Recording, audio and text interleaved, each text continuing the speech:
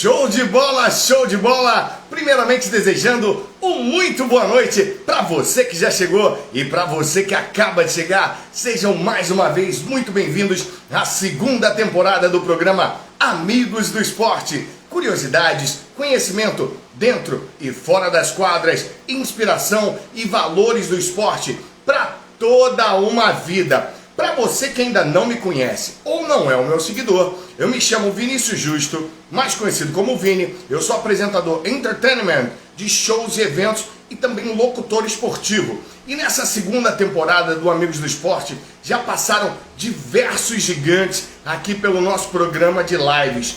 E chegou a vez dele. Espera aí que eu vou apresentar o meu convidado. E para você que está chegando aqui agora na live, aproveita, convida aí pelo menos 10 amigos para ver essa fera que está chegando aqui no programa Amigos do Esporte. Vamos lá. Ele nasceu dia 7 de setembro de 1970 em Juiz de Fora, Minas Gerais. Tem 1,96 m de altura, pesando 89 quilos. Como atleta, foi octacampeão sul-americano, tricampeão da Copa América, tetracampeão da Liga Mundial de Voleibol, campeão mundial de vôlei, bicampeão olímpico em Barcelona 92 e Atenas 2004, eleito o melhor jogador de vôlei no ano de 1993, hoje técnico campeão e gestor esportivo. Aqui no programa Amigos do Esporte, orgulhosamente, nós trazemos para vocês Giovanni Farinazzo Gávio, ou simplesmente Giovanni! Deixa eu convidar o Giovanni para vir aqui participar com a gente. Espera aí que o Didio já vai chegar. Espera aí, pessoal, que ao vivo é assim mesmo. Aproveitando, ó, o Didio já está chegando aqui na área. Aproveitando, você que já está aqui com a gente, convida pelo menos 5 amigos para participar do esporte nacional e mundial, que é o Giovanni Gávio. Giovanni está chegando. Fala, Vini. Boa noite, professor Didio. Seja muito bem-vindo ao programa Amigos do Esporte. Primeiramente, eu gostaria de dizer que é uma honra imensa ter você aqui no nosso programa. Eu me sinto honrado duplamente por ter trabalhado ao teu lado durante bastante tempo e ter você aqui hoje abrilhantando essa live. Não, show de bola. Estamos juntos aí. A gente não pode viver as emoções dentro da quadra, a gente pelo menos tenta revivê-las, né, mentalmente. Mas muito bom poder falar com você, muito bom poder participar do teu programa aí, muito joia. E vamos lá contar um pouquinho de histórias aí para os fãs maravilhosos que a gente tem aí. O prazer é todo nosso. Professor, antes de tudo, Giovanni, eu sempre faço isso em todos os programas. O programa Amigos do Esporte, aqui nós temos o programa aberto para o atleta poder falar a marca que quiser, a instituição, mas o programa Amigos do Esporte em si, a gente não representa nenhuma marca, clube, instituição, é apenas verdadeiramente amigos do esporte e o poder de transformação que o esporte tem em cunho social e em si, na vida em geral da pessoa. Vamos começar, professor? Legal. Bora. Vamos lá. Falar de vôlei Giovanni, sempre é muito bom. Vamos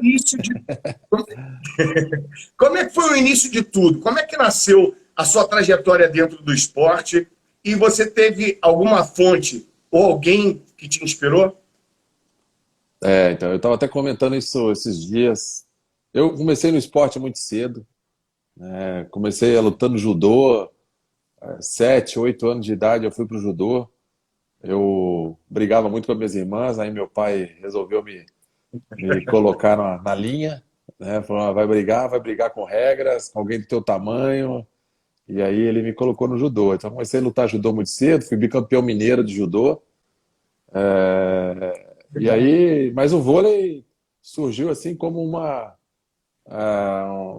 vamos dizer assim, um momento muito forte do vôlei no Brasil. Todo mundo queria jogar vôlei, todo mundo falava de vôlei, aquela seleção maravilhosa de 84, né? 82 foi vice-campeã mundial, teve aquele jogo no Maracanãzinho.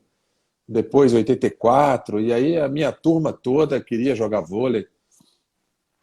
E uma das coisas que a gente estava falando hoje é justamente sobre isso, sobre a necessidade que a gente está tendo de resgatar essa juventude, brincar de alguma coisa, né? É Brincar verdade. de esporte, usar o esporte como uma ferramenta para se divertir, para ter prazer, né? Hoje em dia, eu vejo pelos meus próprios filhos aqui, tá todo mundo, os dois estão ali agora, um de 12, um de 15, trancados no videogame. Muito virtual, né? E o vôlei apareceu na minha vida brincando. Então, eu tinha lá uma duplinha, né? Eu, Zé Cobucci, o Du, o Eduardo, Andrezinho, todo mundo na minha turma, todo mundo com 10, um pouquinho mais, 12 anos, acho. A partir dos 12, a gente começou a jogar vôlei numa cerca, cara. Tinha uma cerca na Legal. escola e, e aí depois todos nós fomos para a aula de vôlei, né? O professor de vôlei naquela época era o Tidinho, que daqui a pouco deve estar até participando aí também. Então, assim, brincadeira, né? Brincadeira, brincadeira, brincadeira.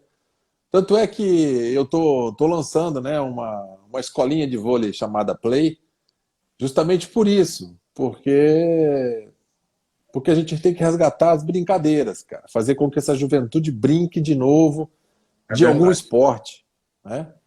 Porque é nessas brincadeiras é que a gente ah, adquire, né, a habilidade de você fazer uma jogadinha. Como a quadra era pequena, não dá para você usar força, você tem que usar o jeito. Então, esse é o princípio que eu acredito, não só para o vôlei, para todos os esportes, porque se você parar para pensar e olhar os principais jogadores de vôlei, por exemplo, eu vou pegar um exemplo do Tandy também, que é um amigão meu, irmão que eu tenho, que o esporte me trouxe, que o vôlei me presenteou. Cara, o Tandy, a irmã dele também jogava vôlei, igual a minha. Então, o vôlei desde muito cedo na casa dele. Cara, a irmã dele foi convocada para a seleção brasileira também. Ele pegava as camisas da seleção brasileira da irmã dele toda, dava para o time dele inteiro, colocava todo mundo uniformizado de seleção brasileira e eles iam jogar. Legal. Entendeu? Então, assim, isso, certamente, essa habilidade que o Tandy tem, se dá, né, em função, porque esse final de semana a gente até jogou vôlei de praia junto. Ele sempre é craque, cara, né? Ele sempre consegue jogar com muita facilidade. Por quê? Porque tem essa habilidade. Se a gente olhar, por exemplo, os jogadores de futebol, provavelmente os que são melhores, mais habilidosos, são aqueles que brincam, que brincaram, né, na várzea, que brincaram na rua, que jogavam com bolinha de É verdade. meia, Tudo essa coisa começa com uma toda. brincadeira. Então é um pouco isso, cara, que eu defendo, que eu estou em busca aí.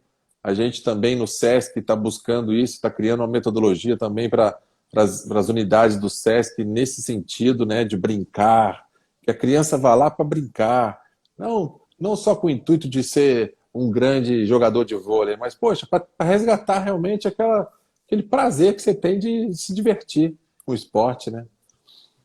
Muito bom, Diego, muito bom. E a gente vai chegar nessa pergunta do Playboy.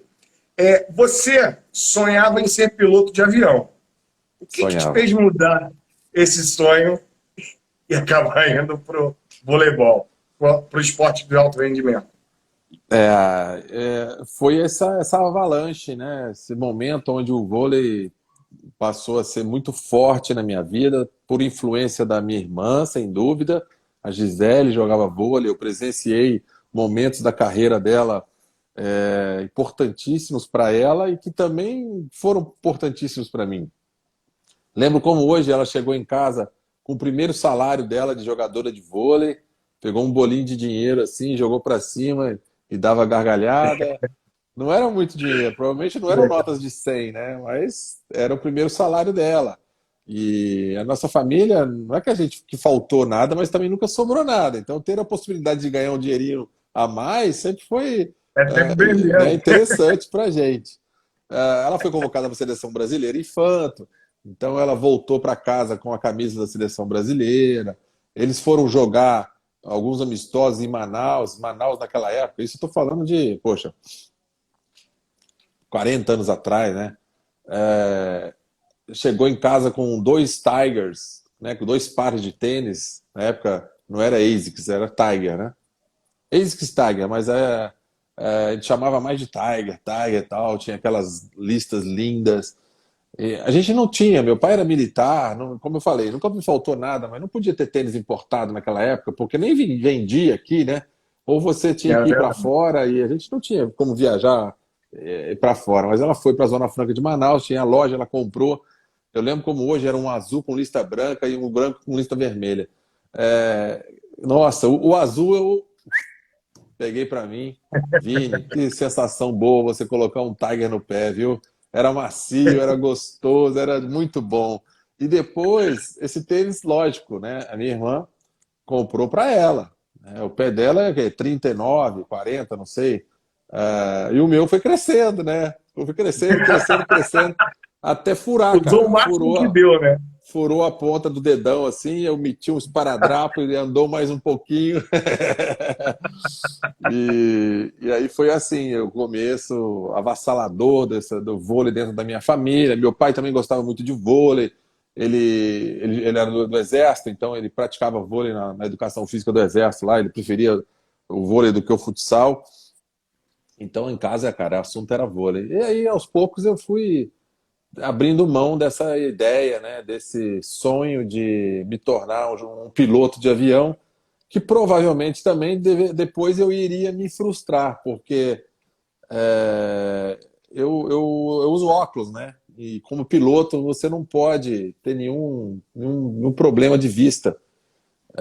E eu comecei a usar óculos muito cedo. Comecei a usar óculos, eu fui para a Itália com 21, lá eu já fiz um exame. Vamos botar um óculos em você, Giovanni. Beleza, vamos botar um óculos. E aí eles achavam que eu não enxergava direito. O E aí comecei a Brasil usar ganhou, óculos. Então, o certamente eu Brasil nunca ganhou muito quando você é, desistiu de ser piloto. eu não iria conseguir ser um piloto de caça igual eu queria, né? Eu queria ser um piloto da Força Aérea Brasileira. Acho que um pouco em função também de ter o pai militar, né? O pai chegar todo dia fardado, aquela coisa toda, o herói. Meu pai sempre foi meu herói. E acho que criei isso na minha cabeça. Também porque a escola preparatória de cadetes do ar é ali perto de Juiz de Fora, era, né? Era em Barbacena. Hoje em dia não tem mais. Então tinha essa questão, né? Vou para Barbacena, estou me preparando para ir para Barbacena, porque lá em Barbacena a gente fazia o segundo grau. Você estudava. Então Entendi. foi quase nessa época aí, 14 anos, eu tinha que decidir, vôlei ou Barbacena. E aí vamos pro vôlei. Muito legal, gente. Que bom, mais uma vez, eu ratifico. Que bom que você escolheu o voleibol e presenteou aí toda a nação com o teu É, talento. é Antes verdade. de eu passar para a próxima pergunta, eu vou lembrar, para você que está chegando agora e quiser fazer a sua pergunta para o Giovanni, aqui embaixo nós temos um ponto de interrogação. É ali que você vai escrever a sua pergunta para a gente fazer para o Gídio, que assim que acabar o quadro de perguntas do programa, a gente faz a sua pergunta para ele, beleza? Aproveita, do lado tem um aviãozinho chamado Direct, dispara para pelo menos 10 amigos, que não é todo dia que tem uma fera feito Giovanni aqui no Amigos do Esporte. Vamos lá.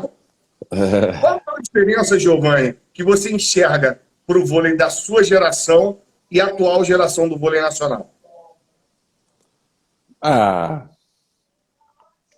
primeiro com a mudança da regra, né? Quando em 96 tiraram a vantagem, o saque começou a poder raspar na rede, né? A queimar. Antigamente não podia, isso era falta, então, de certa forma, você era obrigado a tomar o saque passar um pouquinho mais alto na rede por segurança. E passando um pouco mais alto, óbvio que você não pode acelerar demais, porque ele vai fora. Então, com essas mudanças, eu acho que mudou radicalmente o vôlei. Primeiro com o saque, que o saque começou a partir de 96, o pau começou a comer, o saque saltando, né, o viagem, todo mundo Viagem. começou a sacar acima de 100 por hora, e aquilo ali foi, eu acho que uma mudança radical no jogo. O jogo começou a se tornar muito, muito força física. Lá na nossa época, se a gente olhar aí, a gente teve oportunidade durante a pandemia de ver alguns reprises aí da Olimpíada de Barcelona, o jogo era mais lento, né? Um saque por baixo e tal, passe na mão, tinha muito mais combinações de ataque, cruzamentos, né? que em certo aspecto até é mais bonito de ver, mas depois o jogo começou a ganhar velocidade. Aquela bola minha na ponta muito rápida, hoje quase todo mundo bate, né? A bola pipe no meio, aquele fundo meio, por exemplo, passou a Uhum. ser, em vez de você fazer desmico e tal, between, igual a gente fazia, começou a colocar essa bola rápida no meio, porque ela era muito mais eficiente. Então hoje você tem 4 atacantes o tempo inteiro, né? Isso lá naquela nossa época quase nunca tinha isso, 4 atacantes. O Barcelona, por exemplo, a gente meio que surpreendeu o mundo porque a gente tinha sempre 4 atacantes se apresentando, né? Tinha Marcelo Negrão e Carlão sempre com quase 2 primeiras bolas o tempo inteiro. Aí Tandy para um lado e eu para o outro, né? A gente saía e, nossa, o Maurício fazia chover. Então foi uma mudança que teve. E aí o jogo começou a ganhar essa velocidade. Hoje é muito mais rápido, muito mais dinâmico, né?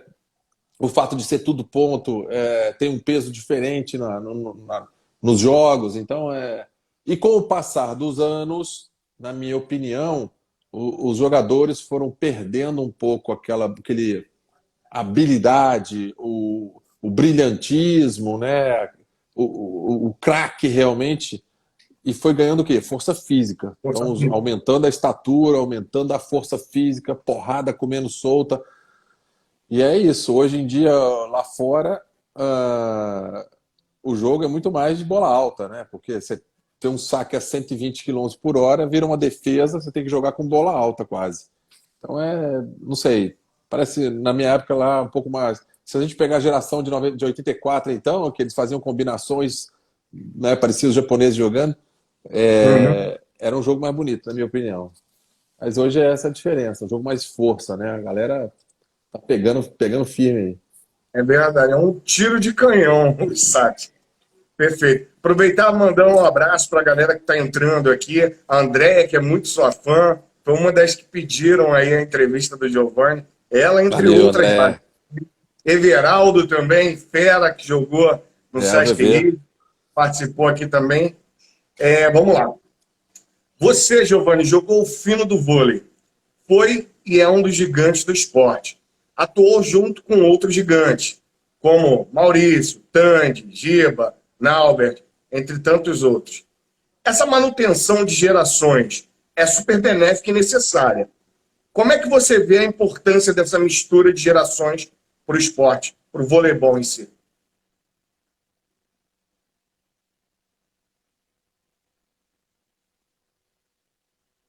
Vídeo, a conexão deu uma travada. Pessoal, vocês que estão aqui assistindo, está todo mundo me vendo, visualizando normalmente? Giovanni, você entendeu a pergunta? Que deu uma travada na imagem. Deu entravada, mas eu escutei a pergunta sim. Beleza. Estamos de volta, né? Estamos de Beleza. volta. Ó, tem aí, ó, o Flávio Vilela foi o meu primeiro treinador de clube lá em Juiz de Fora também, tá acompanhando a Legal. gente aí também. Flavinho, um abração para você, tudo de bom. Eu acho assim, o Brasil, por que que o Brasil se tornou grande também? Lógico que teve planejamento, teve investimento, né? Até lá atrás, a gente sabe que o NUSMA foi importante porque ele trouxe treinadores estrangeiros para poder ajudar a criar uma escola brasileira de treinadores. Aí, sem dúvida, o Flávio, por exemplo, que está aqui, teve oportunidade de trabalhar com o Bebeto, com o Jorjão na época da Bradesco, aqui no Rio de Janeiro, e levou muita coisa que ele viu do Rio de Janeiro para Juiz de Fora, que ajudou no treinamento dele, e assim tantos outros pelo Brasil, né? Se espelharam em grandes treinadores, como o Jorjão, o Bebeto, na época tinha o Brunoro, tinham vários treinadores, né, de referência que foram formados por esses. Por exemplo, na época, em 80 e pouco, o Nusma trouxe o Matsudaira do Japão, trouxe o Imai do Japão, que eram técnicos já de referências, né, referência no mundo inteiro. Então, isso foi determinante. Isso fez com que o quê? Criasse uma geração vitoriosa, que foi a do Bernard, do Montanara, do Renan, do William, do Xandó, que é aquela geração de 84. Aquela geração, né, certamente inspirou, porque quando eu brincava de vôlei ali, eu imaginava ser o Renan, o outro imaginava ser o William, o outro imaginava ser o Xandó, e assim a gente ia. Em 92, quando a gente ganhou, certamente, né, nos anos que se seguiram, muitos jogadores começaram, por exemplo, o Murilo começou a jogar vôlei depois que a geração de 92 foi campeã. Aí, né, a gente inspirou uma outra geração. Né? Logo em seguida veio Giba, veio Nauber, inspirando geração. Então eu digo que é uma geração inspirando outra, né? Formando uma outra geração de ídolos. E isso a gente cresce. Então, assim, um ídolo puxa o outro, né? Porque certamente aí no Rio Grande do Sul, hoje a gente, até por incrível que pareça, a gente imagina assim, o Nordeste não tem nada. O Nordeste tem muito. O Nordeste hoje começou a formar. Tem projetos formadores lá sensacionais que detectam talentos, que formam talentos. Ó, o Maurição aí, ouvindo Tá aí, entrando na live. participando, Maurição. Valeu, Maurição! Ô, meu querido. Tá doido para montar um Grande time pra você abraço, voltar, né, Maurício. querido? Então, é isso aí. Então, ídolos inspiram ídolos, entendeu? Eu acho que isso que é mais legal.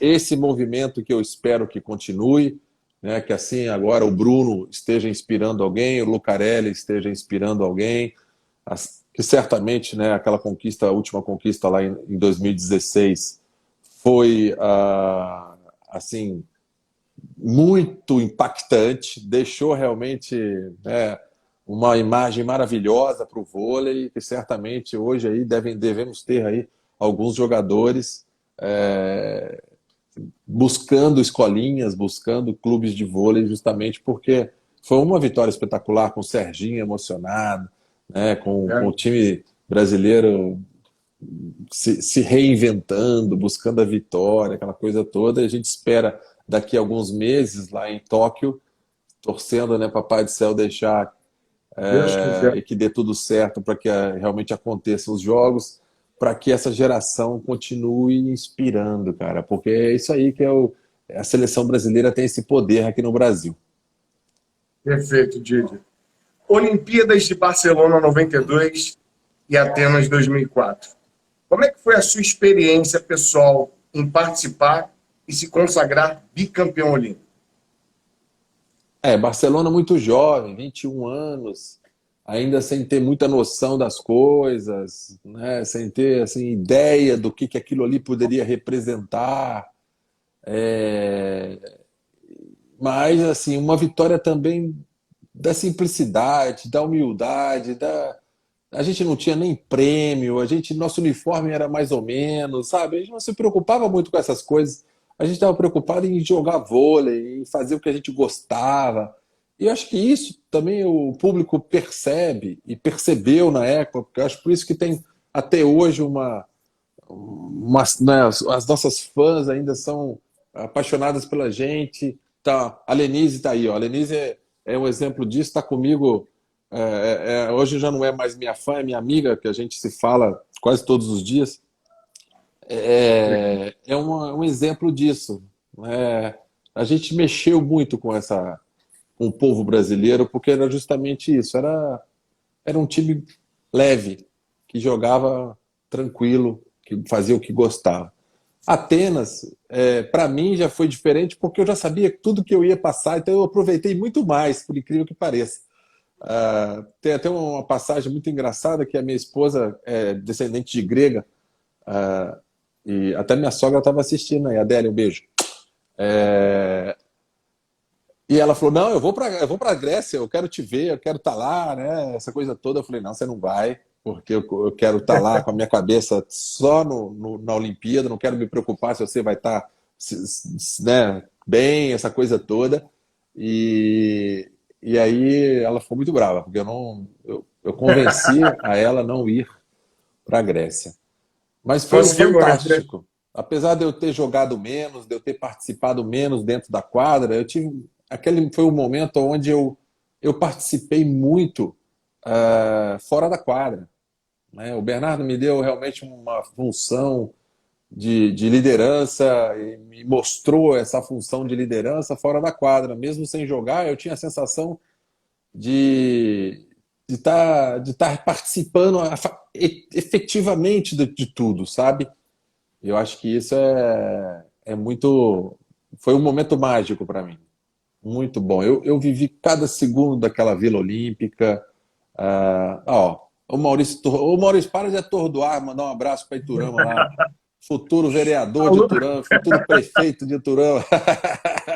alô, Maurício, um abraço para Iturama aí também. Tá aqui. Olha lá. Olha lá. Quando vai fazer uma palestra pra gente? Só espera a pandemia acabar, porra. Né? Mas Se eu Deus tenho muito quiser, vai carinho. acabar, Giovanni. Tá acabando, tá acabando. A gente já tá começando a entender como que a gente vai viver depois também, né? Mas é isso aí, Verdade. Maurição. Se cuida aí. Quero ver você ganhar esse ano, hein? Desafio não tá fácil, não. Você achou que ia ser fácil ganhar aí? Eu quero ver. Vai ter que ralar, meu querido. Vai ter que bloquear muito. Ai, ai. Isso que é bom, entendeu? São pessoas assim que a gente conviveu, convive, que se torna amigo, né? E É acho que é isso verdade. que é muito bacana.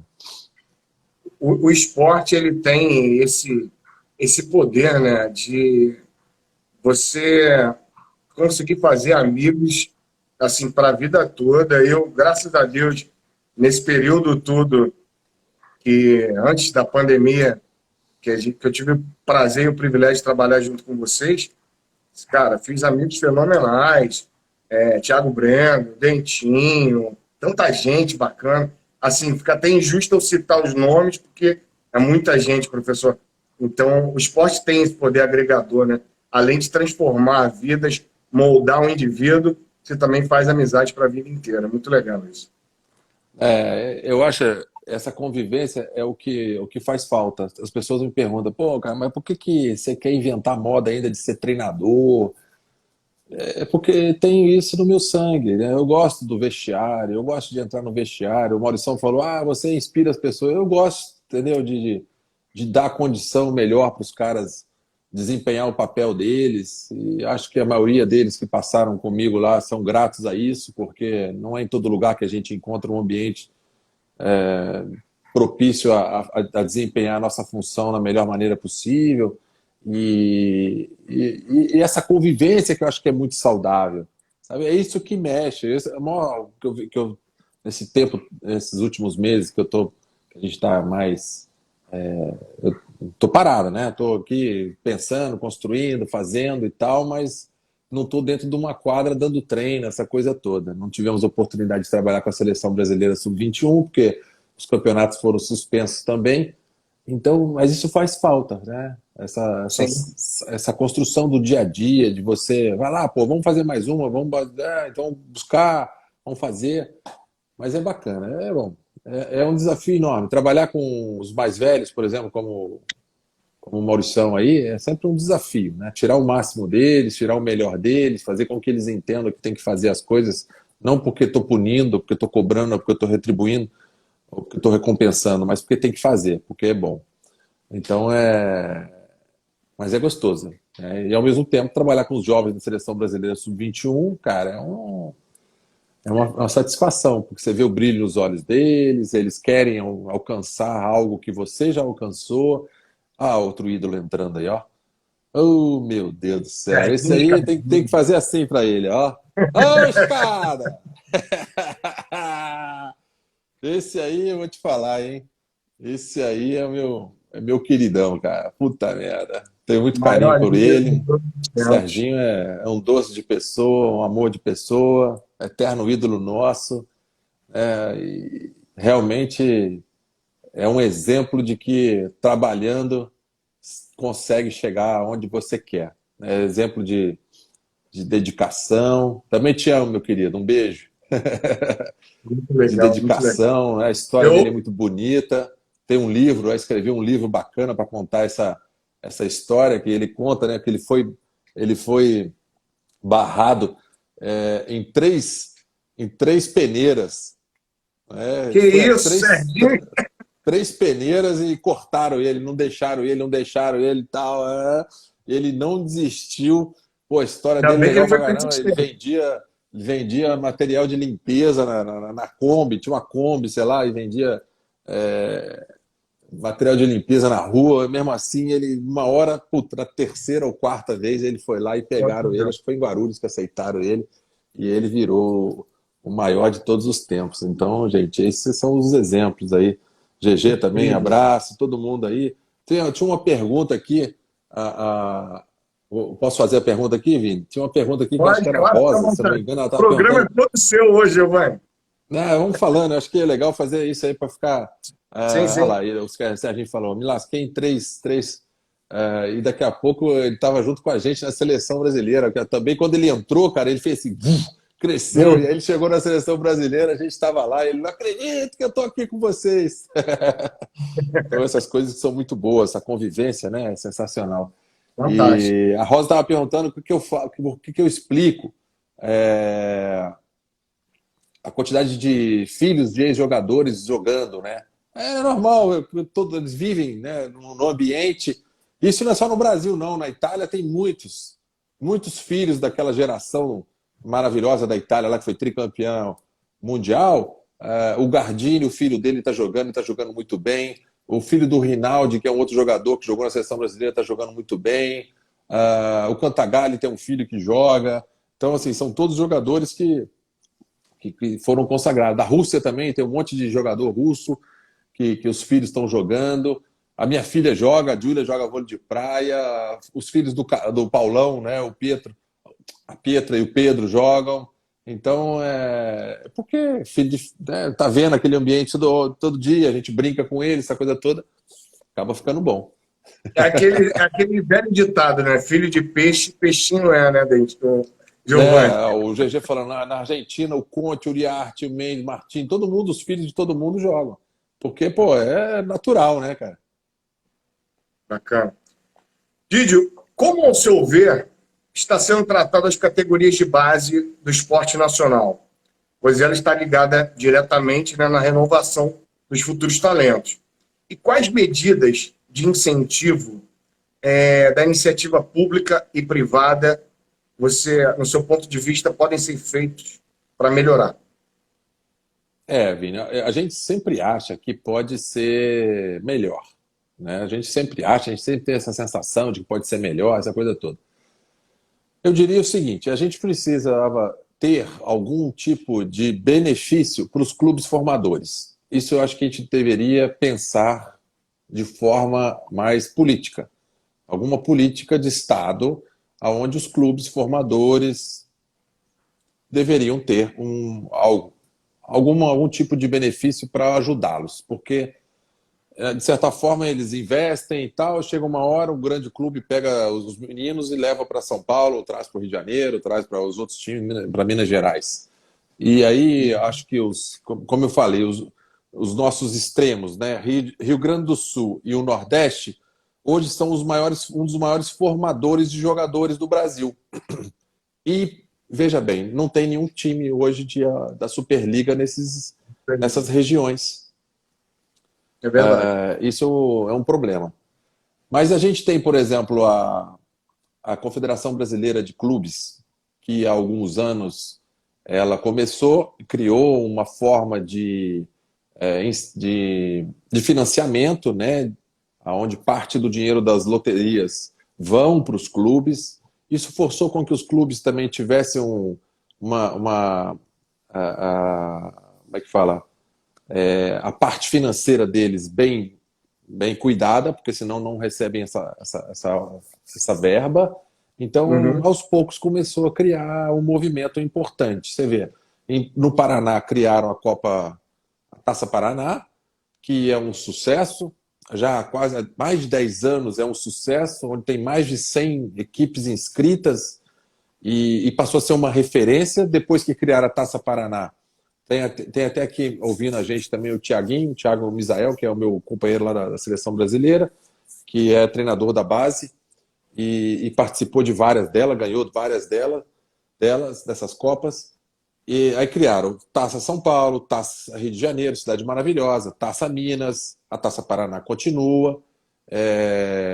Então isso foi criando esse movimento. Se você perguntar assim, é o ideal, Giovanni? Então, bem, não, a gente pode sempre estar melhor. Tem ainda algumas políticas que a gente poderia melhorar. Mas já tem um resultado razoável, entendeu?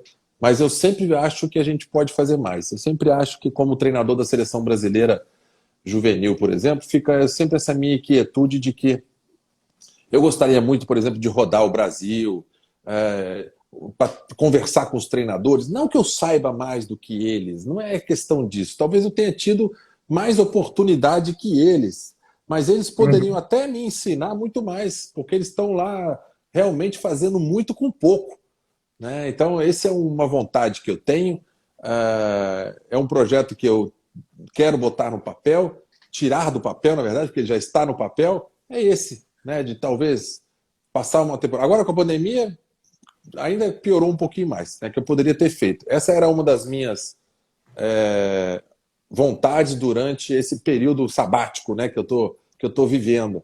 Eu iria para a Itália para acompanhar lá alguns times, a Itália, Polônia, que são equipes de referência com grandes jogadores e grandes treinadores. Eu ia passar quase um mês lá rodando para poder assistir os treinos deles, assistir os jogos, a preparação. Tem alguns amigos lá que já tinham até já aberto as portas, porque não é um negócio muito simples você mostrar para um outro Verdade. técnico o que você faz. Mas eu já tinha feito isso, já tinha feito contato, e a outra coisa que eu ia fazer era isso, eu ia para circular alguns lugares falando de vôlei, batendo papo, trocando ideia, mas infelizmente não foi possível. E aí eu fiz até eu fiz duas tentativas online.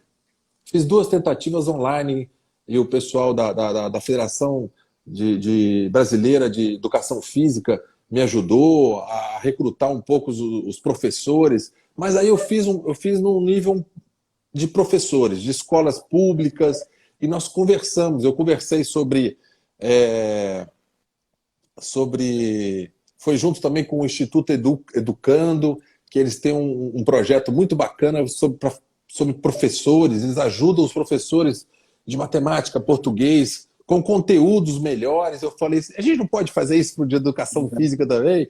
Aí ela falou, pode É. fazer o que você quiser. E aí a gente fez, nós fizemos dois encontros, um para falar sobre o toque e outro para falar sobre a manchete. E é onde eu compartilhei um pouco com eles, né, as minhas visões, por que era importante ter o treinozinho de toque e manchete nas escolas, né, ajudar os alunos, os praticantes a melhorar o toque e manchete, porque o jogo melhora muito quando você começa a fazer toque e manchete de forma legal. E aí foi uma experiência muito boa e eu acho que eu vou continuar repetindo, vou continuar fazendo esse, esse, esse formato porque foi muito bacana. É o que a gente pode agora, né, Vini? É o que a gente É pode agora. Era verdade. pra gente estar dentro de um ginásio, lotado de gente, fazendo uma bagunça, igual tá passando aí atrás de você. Mas não pode, então, cara, temos que fazer essas lives, temos que fazer esses bate-papos, porque eu acho que a gente não pode deixar de falar e viver desse vôlei, né? Inclusive, esse jogo aqui foi Sesc Rio versus Sada Cruzeiro. Um Isso jogão. aí é uma guerra boa. Verdade.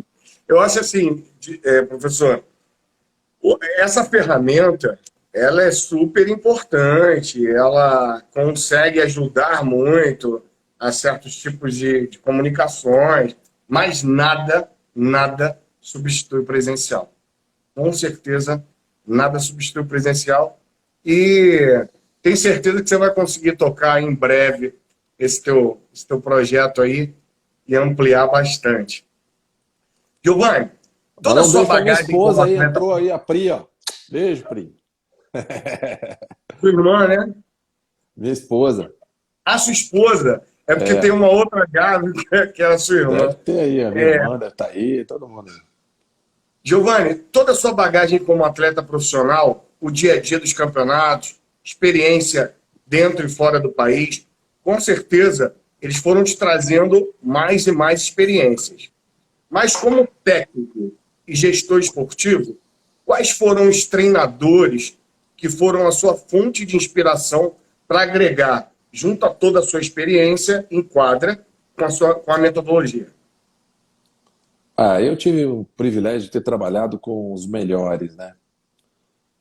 Desde lá na minha seleção juvenil, eu trabalhei com um treinador que foi determinante. Assim, eu tive sorte nesse sentido. Desde o começo lá, no meu professor de educação física, lá o Dario, que era lá no meu primeiro, que queria que eu fosse corredor de 110 metros com barreiras, E aí ele me fez experimentar um monte de coisas que certamente depois foram importantes, né? Depois teve o Tidinho nos Jesuítas, o Flávio Vilela aí no Clube Bom Pastor.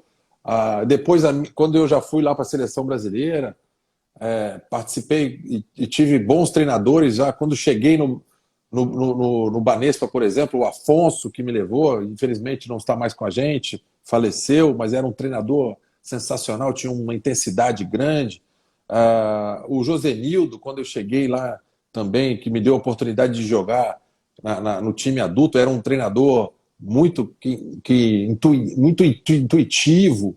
Não era bom de treino, assim, de correria no treino, não, porque quem dava o treino era outro treino, mas ele sentado no banco, ele era muito bom, muito estrategista. Aí conheci o Jorjão na seleção brasileira. Caramba, Jorjão era um treinador assim que todo mundo ficava quieto quando o cara abria a boca. E até pouco tempo atrás é a minha referência no fundamento de bloqueio, por exemplo, até hoje. Acho que Legal. estamos falando aí de mais de 30 anos atrás, e o cara, para mim, ainda é hoje o jeito dele de ensinar bloqueio, para mim, ainda é o melhor, né? Eu convivi um pouco com o Bebeto, né, que talvez tenha sido o grande guru de todos esses outros, né, do Bernardo, do Brunoro, do Zé, e, e ele dizia, ele tinha uma capacidade de entender o levantador adversário, e com isso ele montava uma estratégia. Então, assim, é um cara vivia aquele negócio intensamente, era no relógio, o treino começava 4 horas de treino, a pancada comia, só terminava quando o relógio dele dava 4 horas. Então, assim, aí logo depois veio a experiência com o Zé. Tive uma oportunidade de jogar na Itália com um dos grandes treinadores, Silvano Prandi, também, que ele chamava ele de il professore, que tinha todo um jeito diferente de dar treino, que parecia um professor falando uma poesia, um negócio assim e tal. E aí, né, o Zé em Barcelona, que foi mais do que um treinador, né? A gente não. Acho que o grande mistério do Zé, assim, com a gente naquele momento, é que ele era muito próximo da gente. A gente não tinha esse distanciamento normalmente que existe entre os treinadores e os jogadores. Acho que até um jeito legal, que eu gosto disso. É perigoso, porque muitas vezes alguém pode confundir e tal, mas eu gosto, eu prefiro. Então o Zé me ensinou muito esse lado humano, né? O lado de você botar a mão no ombro da pessoa, conversar, olhar no olho dela, essa coisa toda. Depois tive a oportunidade de trabalhar com o Bernardo, né? Que é bem diferente do Zé, mas tem essa intensidade, tem essa, não sei, cara, ele é enigmático ali, que ele coloca a gente, ele consegue realmente tirar o máximo da gente, ele consegue fazer com que a gente entenda que a gente tem que dar o nosso máximo, simplesmente estando ali, fazendo, sabe, promovendo, falando, puxando. Então eu gosto muito do ritmo do treino do Bernardo e acabei pegando um pouco disso também. Eu, sinceramente, eu digo assim, se eu for inteligente o suficiente para poder pegar um pouquinho de cada um, né? Quem sabe um dia eu posso estar perto deles. O Renan também, trabalhamos juntos. O Renan foi uma história muito bacana, porque eu joguei junto com ele os 2 últimos anos, um ano só, né? Ele era para jogar 2, ele jogou um ano só em Ravenna, na Itália. Nós jogamos juntos, o último ano dele. E aí era essa a sensação de olhar para o Renan do lado como parceiro. Era uma sensação maravilhosa. E porque ídolo, né? Você imagina, eu estava na cerca lá em Juiz de Fora com 14 anos de idade, querendo ser o Renan, e daqui a pouco eu com 22, eu estava em Ravenna com 22, 10 anos depois, 23, 9 anos depois, estava eu jogando junto com o Renan dentro de um ginásio lotado em Ravenna, e cara, mesmo com 30 e poucos anos, ele fazia chover, né? Porque a habilidade que ele tinha era sensacional. E depois a gente ficou se deu tão bem assim que ele voltou para o Brasil, começou a treinar o Palmeiras, Eu fiquei mais um ano na Itália, eu falei, não, agora eu vou jogar lá no Palmeiras porque o Renan tá lá. E aí eu fui pro Palmeiras, jogamos juntos no Palmeiras, ele foi para Chapecó, eu falei, eu vou para Chapecó. Aí eu fui seguindo o Fui Renan. atrás dele. Fui atrás dele, até aí veio uma proposta do Suzano que acabou cortando um pouco essa relação nossa assim próxima, mas a gente continua muito próximo. É um cara que realmente me inspirou bastante também. Eu falo que eu tive inspirações, não faltaram na minha vida, né? Por isso que eu acho que esse papel do ídolo inspirar outras pessoas é fundamental.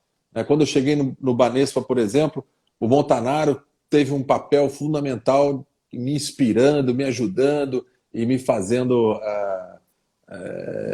né, me ajudando ali nesse desafio de você crescer, essa coisa toda. Ó, entrou mais um irmão meu aqui, o Marcelo Freitas Dentinho. Dentinho. A gente Alô, viveu junto, Dentinho. Um beijo, Dentinho. vive junto Dentinho. já aos 40 anos. 40 não, o Dentinho, a gente jogou o primeiro campeonato um contra o outro, acho que ele tinha 16, ele tinha 17, eu tinha 16. Desde então, a gente sempre tá junto. Dentinho é um cara sensacional. Não tem nem palavras de falar Dentinho. Mandar também um abraço pro André, de André que está entrando aí agora. Beijo, Dentinho. Beijo, André. E aí, então, esses Giovanni. ídolos, cara, esses ídolos meus foram importantíssimos para mim, são importantíssimos para mim, porque eu tenho muito carinho por eles. Agora, durante a pandemia, por exemplo, o Bernardo fez muitas lives, eu acho que ele compartilhou com muita gente muitos conhecimentos, muitas coisas que ele realmente guardava muito dentro dele, e tive a oportunidade de viver isso. O Bernard também, encontrei com o Bernard agora, foi que dia? Sei lá, foi sábado, eu estava com o Bernard aqui, a gente estava junto aqui num campo de golfe, encontrei ele aqui, puxa, cara, o Bernard era o que há, cara, aquele jornada que ele dava, aquela bola de 2 tempos que ele fazia, e essas coisas que não podem parar, entendeu? As pessoas têm que rever essas coisas, cara, para poder entender o que é jogar vôlei. Não é essa É porradaria que verdade. tem agora, não, cara. Esses caras eram demais. É verdade. Mas o que você falou anteriormente é verdade. Durante a pandemia, eu vi muita gente compartilhando partidas antigas do voleibol. Tinha você, tinha o Marcelo Negrão, Tandy, tinha muita gente. Eu vi muitas partidas antigas, tanto no Instagram, acho que no YouTube também. Aham. Giovanni, como atleta e como técnico, quesito torcida fazia e faz diferença para você como forma de incentivo, tirar um gás a mais da equipe e até mesmo inflamar uma partida? Faz sim, Vini, faz sim. Cara, a torcida, eu, por exemplo, não tive essa experiência agora de dirigir equipes sem torcida ainda, mas faz completamente. Eu diria que não existe, sinceramente, perde a essência. Perde a essência de você jogar só para quem está na televisão. É legal, se atinge milhões de pessoas, é bacana. Poxa, mas aquela experiência que as pessoas têm ali na arquibancada, Tem nada igual. aquilo tem uma energia, aquilo tem um negócio que é sensacional, né? E acho que isso é o grande desafio nosso que a gente tem agora. Vou contar uma história para vocês dos dois lados da moeda. Eu joguei na minha época, né? Na época o Suzano era uma das torcidas mais, diria assim, calorosas que tinham no voleibol ali nos anos 90. E era mesmo, eles tinham um ritual, né? Eles tinham umas músicas que, poxa, olha, era um caldeirão aquilo.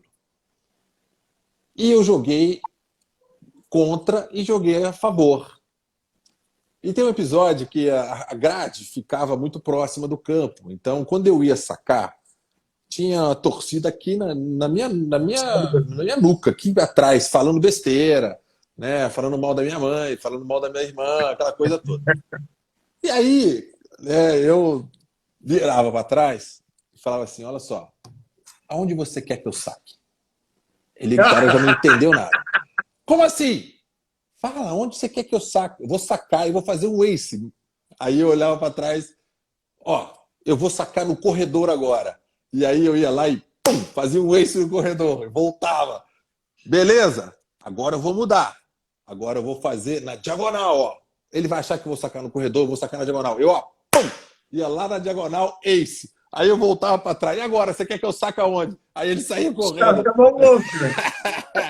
Aí ele não falava mais nada. E depois eu fui a favor. Né? Eu usei aquela torcida a favor, porque jogamos lá, fomos campeões brasileiros em 96. E foi uma experiência maravilhosa, cara. Porque, poxa, os caras né, carregavam a gente, levantavam a gente no ombro, carregava a gente no carro de bombeiro. Poxa, foi sensacional.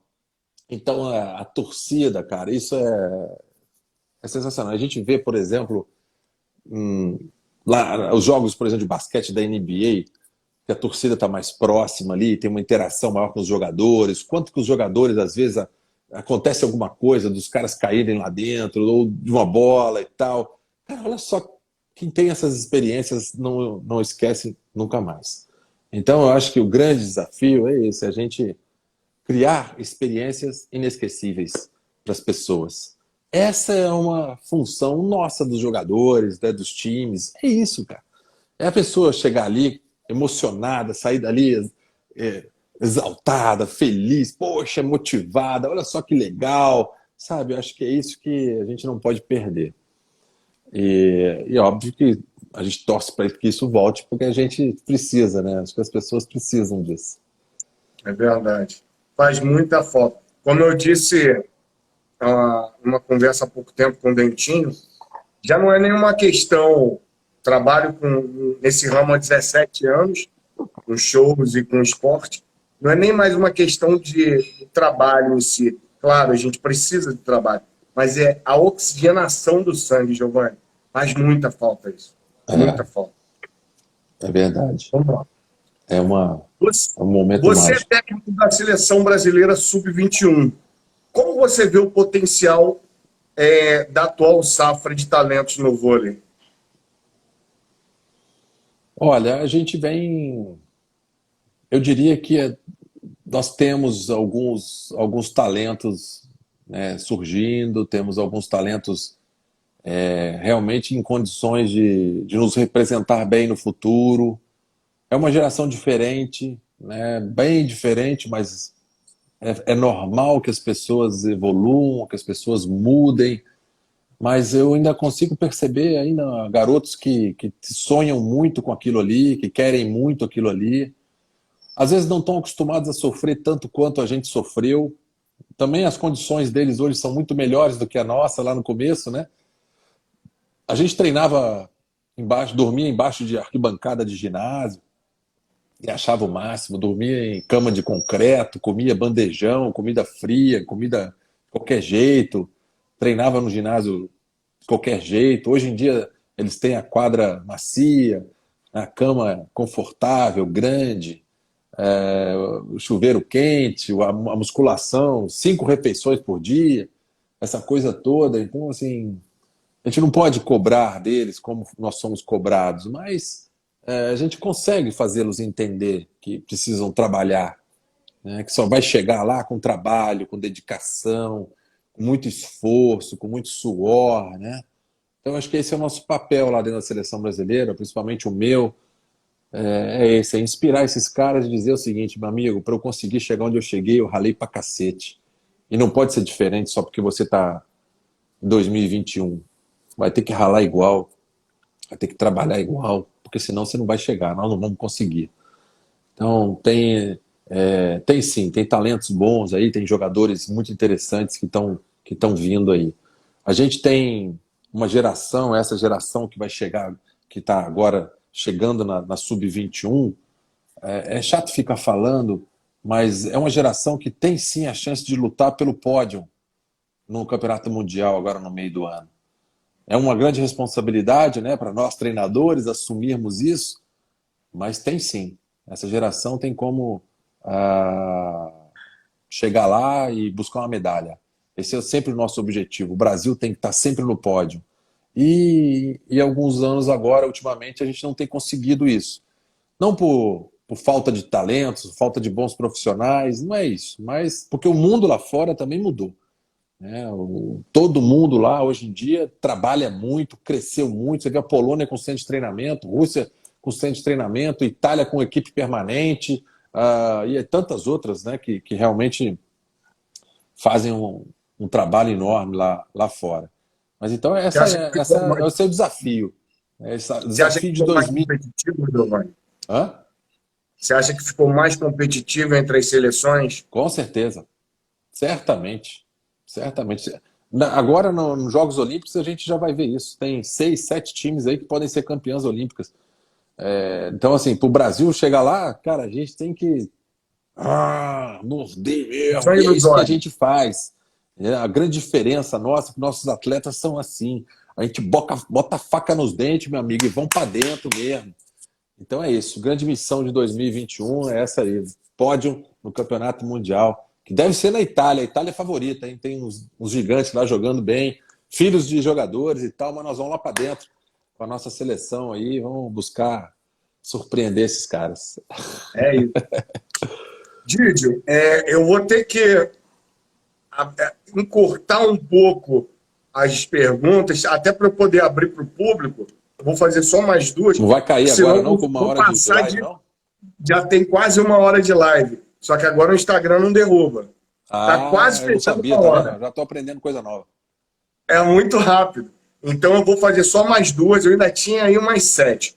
Mais duas, e aí eu abro para o pessoal Beleza, para fazer tá algumas bom. perguntas do povo para você. Então vamos chegar lá, eu vou pular bastante. Play vôlei. Você pode dizer um pouquinho mais para os seus fãs, para os seguidores aqui do programa e para o público em Então, geral? vamos falar da Play. A Play nasceu dessa conversa, dessa vontade de eh, proporcionar aos fãs de vôlei, aqueles que estão querendo começar a jogar vôlei, uma oportunidade de começar brincando, se divertindo de forma lúdica. A quadra é menor, a bola é mais leve, a rede é mais baixa. Aí o intuito é que a criança toque na bola mais vezes, participe da brincadeira mais vezes. E a gente estava lançando já a Play em abril de 2020, tivemos que parar tudo por causa da pandemia, e agora já estamos aí com 3 unidades, tranquilo, crescendo devagarinho, esperando a volta às aulas, porque na maioria das vezes ela acontece dentro de escolas, né?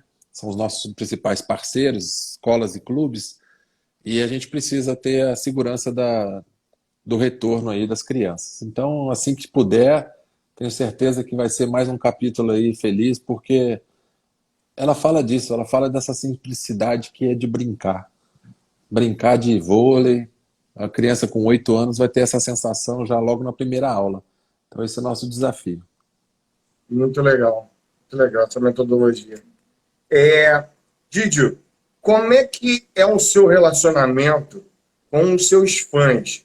Tendo em vista que você tem fãs de várias gerações, inclusive os mais jovens, alguns desses que nem tiveram a oportunidade de te assistir em quadra, né?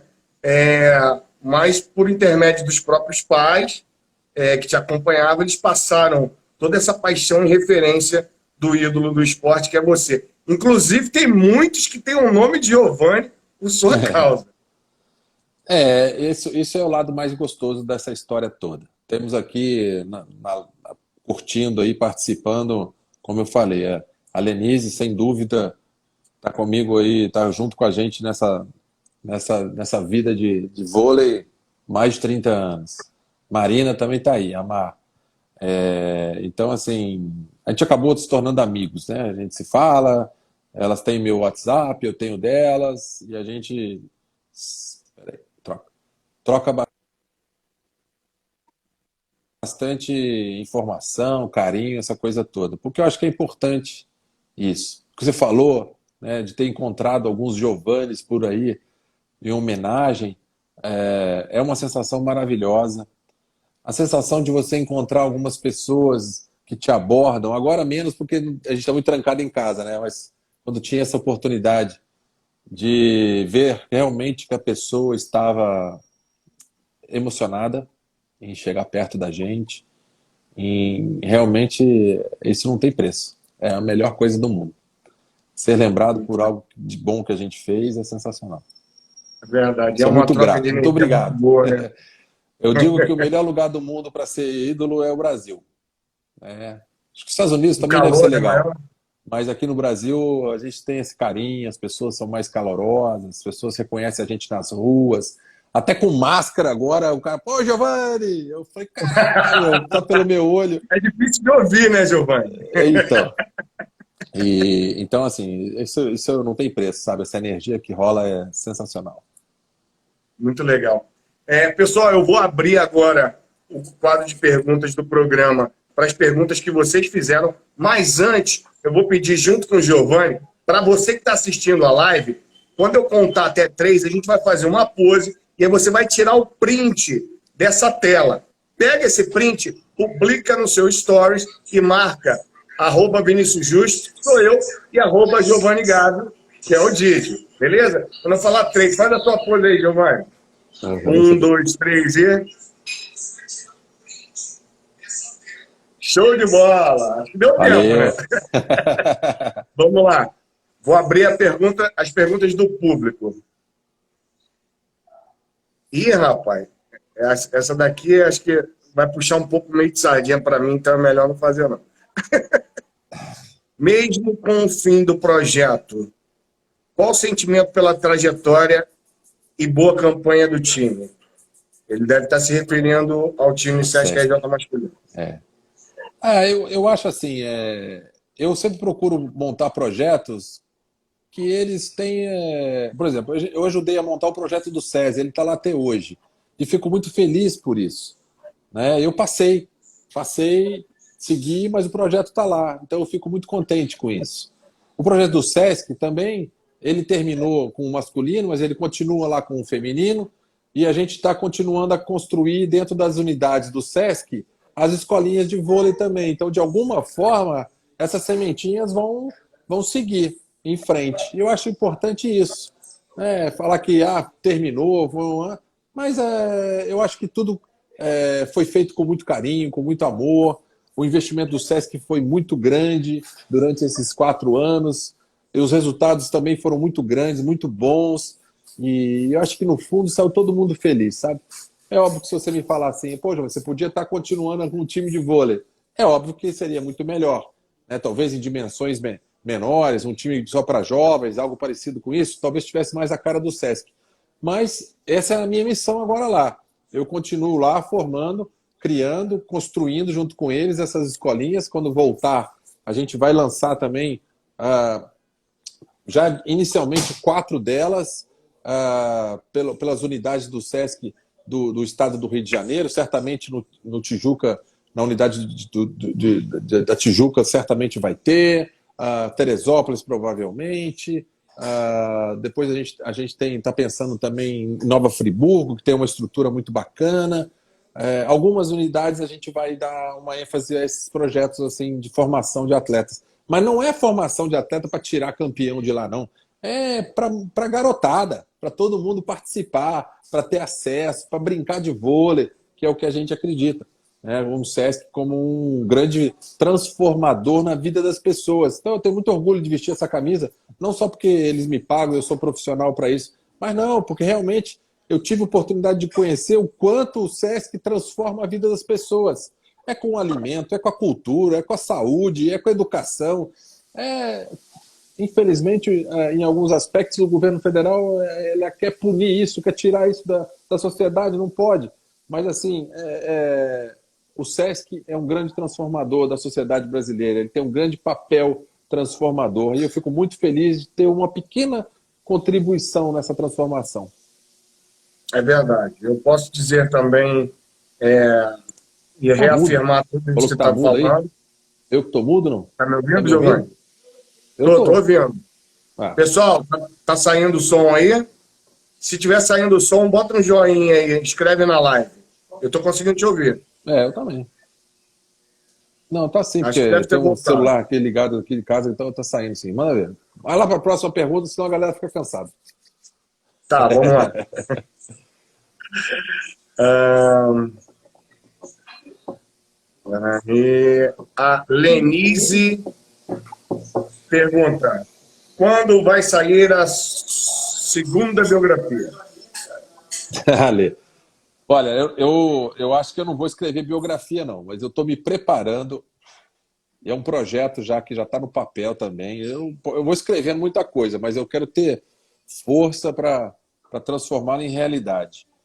2022, vamos fazer aí 30 anos de Barcelona 92, né? E aí eu vou lançar um livro. Vou lançar um livro. Esse livro vai ter, já tem até um título, mais ou menos o título. Ele vai ser em cima da poesia que eu escrevi, né, naquele campeonato mundial, Diamante de 12 Faces, numa referência ao time, a um diamante que tem várias faces. Essas faces precisam interagir entre si, precisam brilhar, precisam completar o outro, precisa cada um entender o seu papel. Então vai ser um livro meio de autoajuda, né? Para fazer com que as pessoas reflitam a importância delas se cuidarem, né? Buscarem o melhor delas, mas entenderem que elas fazem parte de algo maior e que elas precisam jogar junto sempre com alguém. Sozinhas, elas vão até ser um determinado lugar. Junto, ela pode ir muito mais longe. Esse é o mote do livro que eu estou pensando em escrever. Mas aí, eu queria escrever. Né? Já pensei, vou pegar um Ghost, né? Esses profissionais que escrevem livros. Acho que, como foi feito o primeiro, né? O meu primeiro livro eu tinha 22 anos de idade. Poxa, não dá para escrever um livro com 22 anos de idade. Mas escrevi, tá lá, beleza. Esse segundo, eu quero escrever, então eu já comecei a tomar algumas anotações, escrever e tal. Eu disse que eu quero ter a oportunidade, de repente, de me trancar num lugar e sair escrevendo ali e tal, até sair o rascunho e depois transformar realmente em realidade. Mas acho que vai ser bom. Muito legal. Vamos lá. Penúltima pergunta para o Gígio.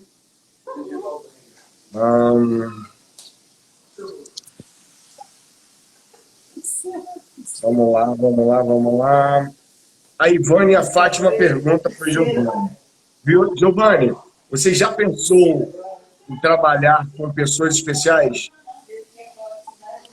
A gente, em algum momento, a gente vai fazer isso. Né? Nas unidades do SESC a gente já faz alguma coisa, não é diretamente ligado ao vôlei ainda, mas a gente tem essa ideia. A Play, em algum momento, vai, né, vai seguir esse caminho, porque eu acho muito bacana a gente dar a oportunidade para todos. E eu acho isso é muito importante. Eu tenho um projeto social também, que a gente está montando, chama-se Play Social, e a gente quer esperar aí a pandemia passar para começar a nossa primeira unidade de vôlei, né? E ela provavelmente vai ser ali no complexo esportivo da Rocinha. Então, aos poucos, a gente está construindo essas coisas. Bacana. Inclusive, está assistindo aqui a nossa live o atleta paralímpico Edson Rocha Nascimento. Ele foi o É, primeiro atleta paralímpico a participar de um triatlo. E legal. pesquisei recentemente, falei com ele, muito bacana. Vamos lá, última pergunta para o professor Giovanni Gávio. Professor, nada. Olha, tem muitos elogios aqui, Giovanni.